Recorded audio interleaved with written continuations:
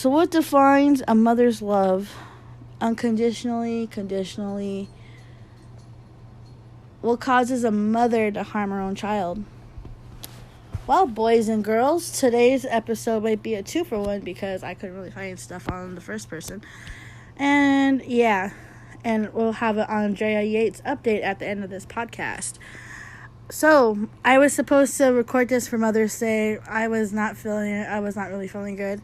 I had a really bad migraine, so my apologies on my end, guys. But I really do adore all my listeners. Oh, yeah. If you hear squeaks and small commentary, that's from my own offspring. She was currently traumatized today. She had sex ed class for the first time. And, yeah, she's traumatized. Very traumatized. So, yeah. It's yeah. Her poor classmates and her. Anyways. It's Jesse's lucky. Well, her 2 other classmates that didn't get their permission slip signed, yeah, they got lucky and they were dismissed into the office. So, guys, today's first case is the case of Kai Yang. She is murder mom number 1. She is from Sacramento, California. Sorry, guys. So, she's got 1 victim, and that is her 7-week-old daughter, Maribel Taolo. Kai Yang was born in 1981, and the date of her arrest was June 21st, 2011, and the day of her murder was March 17th, 2011.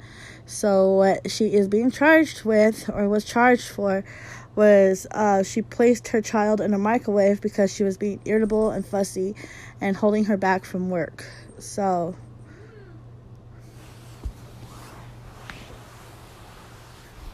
oh my god, my kid and her fries.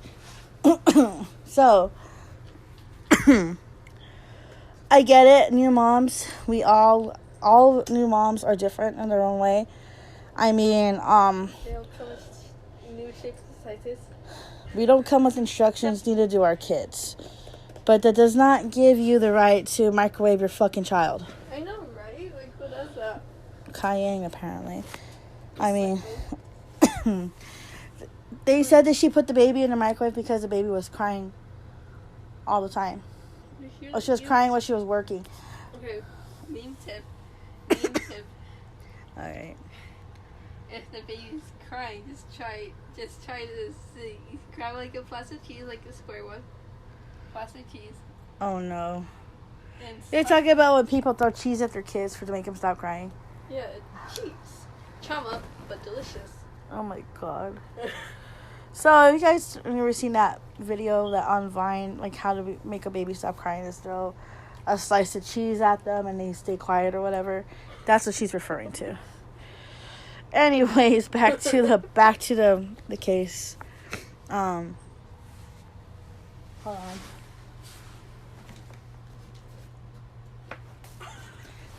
Okay, sorry guys. I had something stuck in my throat. Where was I? Oh, yeah, so she actually put the baby in her microwave. Here is a news article that was typed out in 2015. December 18th, by Sean Brower. Sacramento, California, Sacramento mother convicted of microwaving her 1-month-old daughter to death was sentenced to 26 years to life in prison Friday. Even longer. She should have got just life in prison or be put on death penalty or get the death penalty. But I don't know if the death penalty is viable in California. Some states, they do have the death penalty, just like in Arizona. They executed their first person in a bunch, since I think a couple years, I can't remember. Hold on. Pause. Hold on, guys. Okay, so, side note, Clarence Dixon was executed for the 1978 murder of a woman.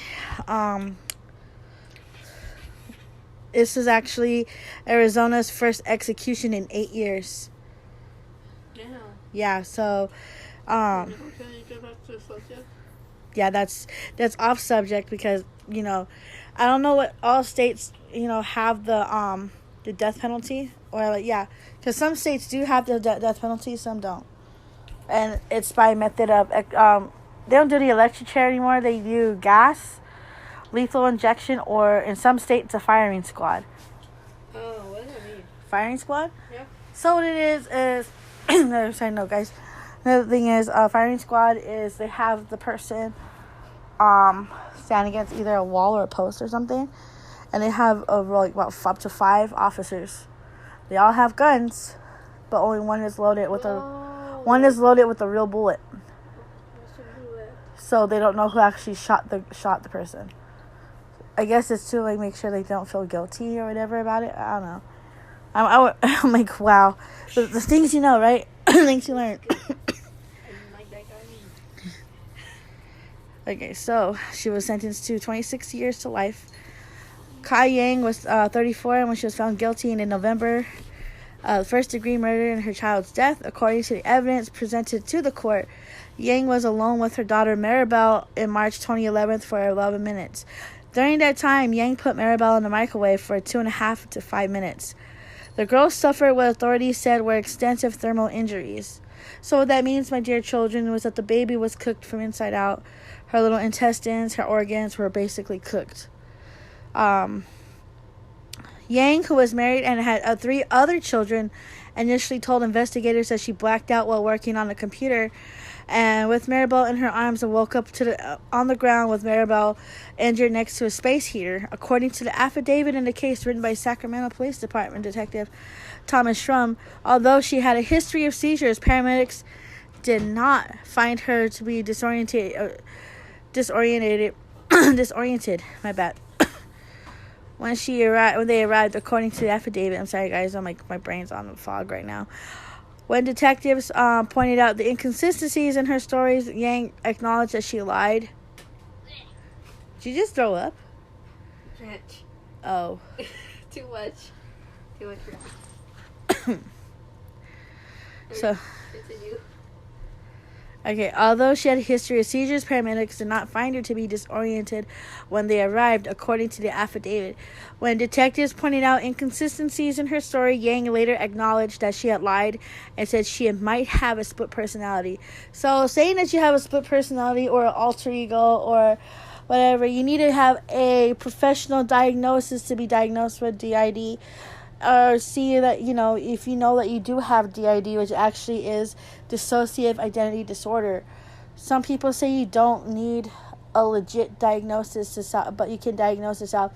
This is a huge problem because people would use that as a crutch to get out of things. And I believe in my personal thought is that you do need a professional diagnosis. And you guys could come at me or whatever saying that it's kind of stupid and moot. It's not a moot point if, you're guilty of a crime, but you blame it on something. You're trying to say it wasn't you. But, what do I know, right? So, when detectives pointed out the inconsistencies, I already said that. My bad. Investigators who arrived in the scene found the girl burned from head to toe and the pacifier in the microwave, but her pajamas and hair were not singed, according to the affidavit. Because microwaves cook with radiation heat, I believe so. I think it's radiation heat. Oh, I'm like I said, brain fog, guys. Hold on.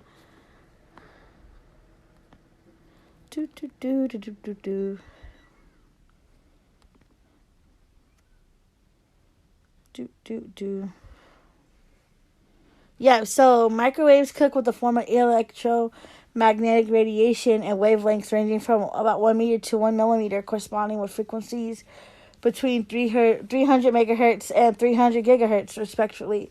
So when the baby was cooked in the microwave, she's not going to get any surface burns. It's all internal. So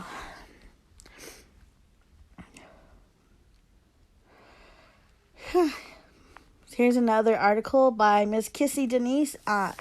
AskKissy.com. A Hmong mother who does not speak English has escaped the death penalty. So the death penalty is viable in California. And has been sentenced to life in prison for microwaving her 6-week-old daughter like a piece of meat. So, poor Maribel did suffer from extensive thermal injuries. She was burned from head to toe, which means her little insides were cooked from top to bottom. However, one detective opened the microwave and he found a a melted pacifier in it. When authorities arrived at the home, Yang, who has a history of seizures, was very calm and didn't seem, disoriented or disheveled. It was apparent that she didn't have a seizure that day. Although she was initially questioned, Yang told investigators while working on a computer, like I said, she had Maribel and her arms were blacked out. She led investigators to believe that an extensive burns on the baby came from an accidental exposure to the heater. So she did have a little bit of surface burns or skin or dermal burns. When the detectives pointed out the inconsistencies of her story, she later acknowledged that she lied and she might, she was gonna play the split personality card. Upon the pacifier being found in a microwave, she admitted to putting the baby in the microwave and pressing start. She cooked the little Maribel on high heat, and the baby's insides were fried. Like I said, electromagnetic radiation did that. That's why, when you hear your food cooking, top surface is hot, but the inside is cold. Yeah, but poor little baby. A pathologist testified during the trial that the 2 minutes of the radiation from the microwave and essentially cooked the child's stomach and the small intestines. There was no motive in the case. Yang simply snapped and cooked her baby to death. Yang's court-appointed attorney, Linda Parisi, expressed doubts about her client's mental health. I think there's no question here that there's clearly some psychological issues that will have to be investigated, Parisi told reporters outside the courtroom. Yang's other 3 children, all under age 7, were removed from the house that day. Her sister was found dead. They are now living with relatives. Yang has been sentenced to life in prison without the possibility of parole. So, there's different articles here regarding how little Maribel was found and how the pathologist, was all saying the same thing. Is that her body was, had some dermal burns, covering about 60% of her body, and then the inside of her radiation burns on her internal organs, so everything was fried inside. Although there was no history of child abuse, she still had no criminal history, but that still doesn't negate the fact that she did kill her child. Yeah. Wow. It's just a lot to take in. Why? Spaghetti in the microwave. Oh my god. Just go get it. Oh my gosh. No disrespect to baby Maribel, but oh my god. Kai Yang, you're just such a piece of shit. So. The education was so long, okay? No, I get it. So, she was, for that small minimal time, for 11 minutes, she was left alone with her little girl. She snapped because she said the little girl wouldn't stop crying. She's a baby. Babies cry. Maybe she was hungry. Maybe she was wet. Maybe she was hungry. Maybe she just needed some, mommy time.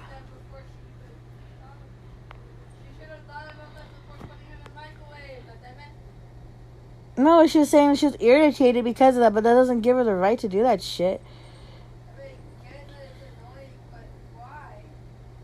And then they're saying that she didn't know what she was doing.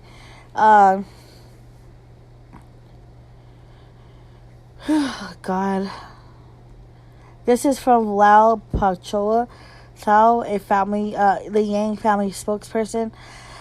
Quote, she didn't know what she was doing. Following the verdict, described Ying as a gentle, nice woman who would not intentionally have harmed her child. Her mind was out of reality. Following said Yang's 3 surviving sons are staying with family members. It's still means she did kill her child. She may have not been in her right mind, but she still did commit murder. I don't think she should be let go. And she's not going to be let go. She's serving 26 to life. Here's This is such no respect. No disrespect, but... Oh my god, I know, right? So, we have a doctor's input on this. Okay. Dr. Gregory Reiber said the most serious burn appeared to be the radiation burn that penetrated her internal organs and cooked through her stomach into small intestine, which means her little, like, the stomach and, yeah, was done. The baby would have suffered a severe pain throughout the exposure. Prosecution alleged she had placed the child in a microwave because she was being irritable and fussy and holding her back from work. I mean, I get it. Like I said, like moms after they have babies, they go through postpartum, the baby blues. Sometimes you get irritable. Sometimes you get fucking moody as shit. You know, but just kind of like I get like periods. Yeah, but this is a whole different type of moody blues, babe. Like when you have a baby, there's a period. But then after having a baby, you go through a phase, and it's like kind of like when you go through your moods and shit, your mood swings, but it's set to 100. Yeah, you're just like you're just in a total state of like, what the fuck. Like I was like that, Grandma was like that. I know I was like that for sure. You know, I had the baby blues. She was married at the time at her arrest, and has at least she has 3 older children, but she actually worked for a local architectural firm. I don't see why that's relevant right now. So, they did talk to her on May 4th. Kai Yang said she was trying to have Maribel for 2 years. Sorry if you hear a gay somewhere over here. Yeah, don't mind if you hear like slurping. Augie's eating spaghetti. No disrespect to the baby. Still sorry for what happened, but no disrespect. Noted. So, Kai Yang said she'd been trying to have a baby for 2 years before she got pregnant with Maribel. And she already had 3 boys, or 3 babies, or 3 boys. They're all under the age of 7. So I'm assuming they're like 3, 4, and yeah, whatever. Maribel's death was a tragic accident caused by a seizure, according to Yang. But the investigation into the baby's death concluded that the baby died from a more sinister cause. The soft-spoken mother told CBS 13 she was holding her daughter while sitting at her computer desk when she suffered a seizure and blacked out. When Yang woke up, Maribel wasn't breathing. I never thought that with my seizure I'd lose my little girl. Firefighters responded to a call who found the little girl dead and called the police to investigate.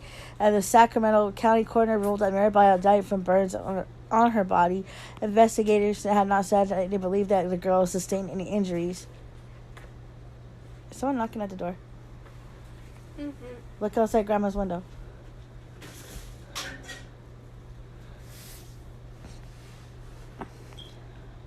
Maybe my mom.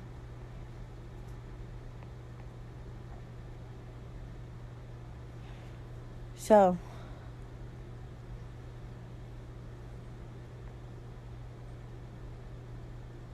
we do have forensic evidence from the scene that is being processed, but we are waiting for the results of that evidence. No? Yet. Oh, okay, sorry, I was tripping. You didn't hear you slamming through everything? Yeah, I did. So, they were waiting for that pathologist report, the forensic evidence about her death. Yang says proof of her claim lies in her medical records, which she shows a pattern of having epileptic seizures since she was 14. She says she believed her current medication would control her condition. When CBS 13 returned for a follow-up to ask about burns on Maribel, Yang avoided our cameras. She has 3 other children who have been ordered into the custody of the grandparents. So, she is actually in prison, currently in prison, going through her thing. This was in 2011. Fuck, I can't imagine, like, why people would do this shit, you know? It's heartbreaking as it is. So, just recently, I don't know if you guys remember last year, I did a podcast about Andrea Yates, who drowned her 5 kids in a tub in 2001. So, she suffered from postpartum depression, postpartum psychosis, and schizophrenia. So, schizophrenia, this is does multiple personalities, or multiple personalities is what's called schizo, schizophrenic. She's now 57 years old, and she continues to undergo her mental health treatment. After, if you guys recall, during her before she had murdered her children, she was going through a bunch of shit, and with the helping hand of her ever so loving ex-husband Rusty Yates, that piece of shit, and I call him a piece of shit because he's what you call a mass breeder. Anyways, because of him consistently wanting to have more kids, this is coming from her own thing too, is that she didn't want any more children. But Rusty kept bugging her and bugging her and bugging her.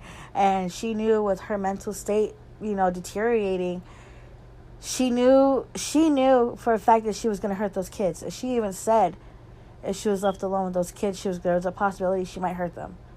But no one took that warning into heed at all. So, this is where they're at, and this is where she's at. She's still in the mental hospital. And every time comes around for her to be evaluated for a release, she actually declines because she does not want to, she doesn't want to be out there. So, oh my God.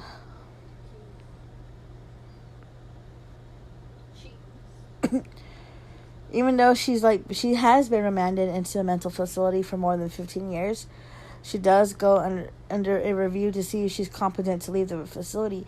But when they do find her competent, she does not want to leave because she's happy where she's at, because she does not have to, she doesn't have to go through the scrutiny of how people would react to her being out there, but she does grieve for her children, and she spends her time making aprons, cards, and gifts in a craft room. She sells them anonymously, and the money does go to the Yates Children Memorial Fund, which is founded by Parnham and his wife Mary, and dedicated to women's mental health, particularly postpartum mental health. The thing is, my dear children, postpartum mental health is very important because sometimes it's hard and people do struggle to get back to where they were after they have a baby, because for 9 months you are carrying another living child. You're another living being inside of you. When that baby is birthed, you're kind of like empty, and then it takes a while for you to bounce back up. For some people, you don't bounce back, and unfortunately in dear Andrea's case, she was basically used as a baby machine by her asshole husband. So, yeah, that's where we are with this episode. So it's like I said, it wasn't gonna be really a long one, but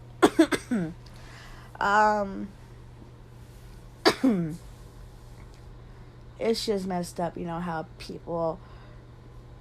There's people who do things that are beyond their control, either it be mental health wise or just because they're a very vile person.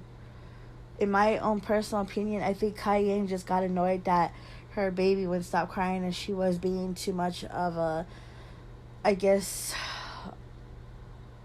inattentive parent to watch her own kid, to give her child the attention that she needed. Like I said, maybe she needed a change, maybe she needed a bottle, who knows. But, still does not negate the fact that she indeed did murder her child. Rest in peace to sweet little Maribel, And in a way, you didn't have to grow up in the ugly world as it is already, you know.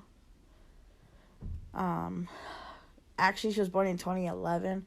No, she was born 6 months ago. 6 months before she was murdered. So she would have been around my daughter's age, actually. Which is sad. But